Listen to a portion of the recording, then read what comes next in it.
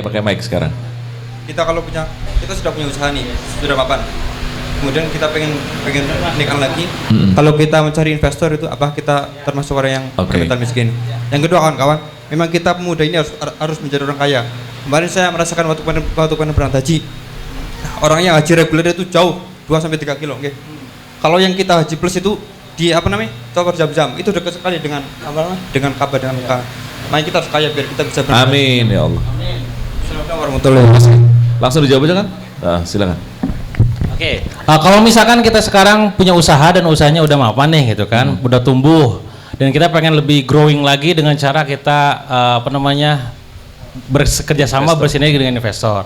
Apakah termasuk kita dikatakan punya mental miskin ya? Poinnya adalah di cara kita menawarkan.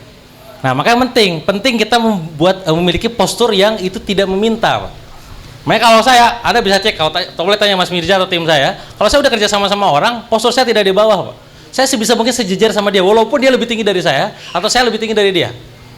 Karena kita bukan meminta, kita sedang Mas, kita punya sekarang perusahaan kita bergerak di dunia kosmetik, Mas. Transaksinya sebulan kurang lebih sekian, begini. Nah, saya sekarang menawarkan kerja sama Mas. Mas akan saya kasih sekian rupiah, kalau misalkan nanti pertumbuhannya sekian. Nah, kira-kira kalau menurut Mas kayak apa gitu kan? Deal udah. Saya tidak minta loh. Minta nggak saya? Tidak, saya menawarkan. Posisinya di atas. Pas deal, win-win solution, negosiasi itu pasti win-win solution, Pak.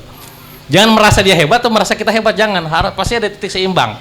Kita butuh dari dia dari segi jangkauannya, ya, dari segi brandnya. Dia butuh dari kita dari segi komisinya, dari segi namanya kepastian income-nya, gitu kan. Ya sudah, akhirnya kerjasama.